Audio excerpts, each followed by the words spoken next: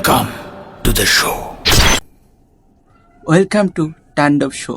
দেশের সবচেয়ে বড় কমার্শিয়াল ফিল্ম ডিরেক্টর আর দেশের সবচেয়ে বড় স্টার, এই দুইজন যখন একসাথে কাজ করে তখন সেটা তুফান না হয়ে তাণ্ডবই হবে এবং হতেই হবে। Hi, this is Shubho, welcome back to react row. Tandav নিয়ে আমাদের প্রত্যাশা ছিল বিশাল। আমরা আশা করেছিলাম টিজার আসার পর আমাদের সব কনফিউশন, সব প্রশ্নের উত্তর আমরা পেয়ে যাব। এখন প্রশ্ন হচ্ছে, সেই টিজার বা ফরকাস্ট কি সত্যি আমাদের সেই প্রশ্নগুলোর উত্তর দিতে পেরেছে? আমাদের কনফিউশন কি দূর করতে পেরেছে, নাকি আমাদেরকে হতাশ করেছে? উত্তর এক কথায় ইয়েস। টিজার পাওয়ার প্যাক ছিল চরম, একেবারে অন পয়েন্ট। যদিও নির্মাতা এটিকে টিজার নয় বলেছেন ফরকাস্ট, এবং এই ফরকাস্ট দেখে আমাদের ভেতরে থাকা বেশ কিছু সন্দেহ কেটে গেছে। যেমন অনেকে বলেছিলেন দেশে এবং রাজশাহীতে, ঢাকা, এমনকি এফডিসিতেও শুটিং করা হচ্ছে।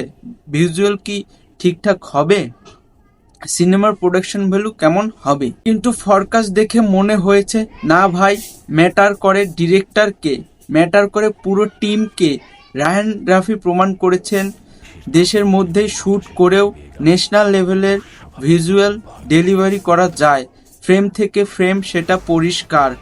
ফরকাস্টের শুরু হয় একজনের ভয়েস ওভার দিয়ে। আকস্মিকভাবে দেশের আবহাওয়ায় আমরা এর আগেও বলেছি যে তাণ্ডবের মূল প্লট হচ্ছে একটি দেশের সবচেয়ে বড় টিভি চ্যানেলের উপর হামলা। সেই চ্যানেলের নাম চ্যানেল বাংলা, আর এই হামলা পরিচালনা করছেন সাকিব খান এবং তার গ্যাং। এখানে একটা বিষয় পরিষ্কার, হামলা হচ্ছে, কিন্তু কেন হচ্ছে সেটি এখানে স্পষ্ট নয়। কারণ এই ক্যারেক্টারটা অ্যান্টাগনিস্ট না, সে কোনো সন্ত্রাসবাদী না, বরং যা করছে সেটা হয়তো ন্যায় বিচারের জন্য, কিংবা এমন কিছু ঘটেছে যার প্রতিশোধে সে নিচ্ছে। সাকিব খানের চরিত্রের দুটি সেট আছে, ফরকাস্টে শুধু একটা সেট দেখানো হয়েছে। যেমন একটা দৃশ্যে দেখা যায় সাকিব খান গাড়ির উপর দাঁড়িয়ে, মানুষ তাকে বাহবা দিচ্ছে, অর্থাৎ তিনি একা নন, জনতার একজন। এর থেকে বোঝা যায় তিনি সমাজের পক্ষে, অন্যায়ের বিপক্ষে। কিন্তু এখানে প্রশ্ন থেকেই যায়, মোটিভটা কি? এছাড়াও ফরকাস্টে কিছু দুর্দান্ত হ্যান্ড টু হ্যান্ড ফাইট দৃশ্য দেখানো হয়েছে, যা আমাদের বাংলা সিনেমার সচরাচর দেখা যায় না। আমরা শুনেছি পুরো সিনেমাতেও এমন দুর্দান্ত অ্যাকশন থাকবে। চরিত্রের প্রকাশেও নির্মাতারা ছিলেন সতর্ক। ফরকাস্টের শেষে আমরা দেখতে পাই জয়া আহসান আর ডাক্তার এজাজকে, কিন্তু এখানে পুরো ক্যারেক্টার লিস্ট রিভিল হয়নি। এটা বুঝিয়ে দেয় সিনেমার অনেক চমক অপেক্ষা করছে।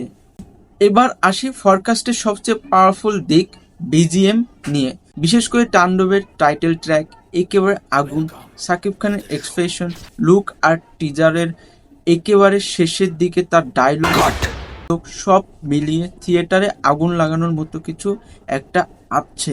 মাস্ক পরে চ্যানেলের ঢোকার সিন, সেই ছোট্ট ডান্স মুভমেন্ট, সিম্পল হলেও সাকিব খান করলে সেটা লেজেন্ডারি লাগে। এছাড়াও একটা গুরুত্বপূর্ণ প্রশ্ন রেখে যাই আপনাদের কাছে, আমরা কি এখানে তুফানের ইউনিভার্স পাচ্ছি? টিজারের কিছু দৃশ্য দেখে সেটা অনেকেরই মনে প্রশ্ন এসেছে, এবং আমারও মনে এসেছে।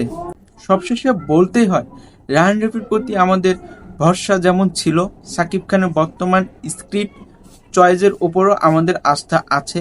তাই সব মিলিয়ে তাণ্ডব নিয়ে আমাদের এক্সপেকটেশন এখন আরও বেড়ে গেছে। আপনাদের কেমন লেগেছে তাণ্ডব ফরকাস্ট বা টিজার?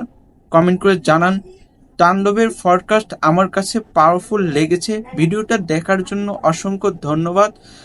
ভিডিওটি যদি ভালো লাগে লাইক দিন, আর যদি আপনি চ্যানেলে নতুন হয়ে থাকেন তাহলে প্লিজ সাবস্ক্রাইব করুন। বাই।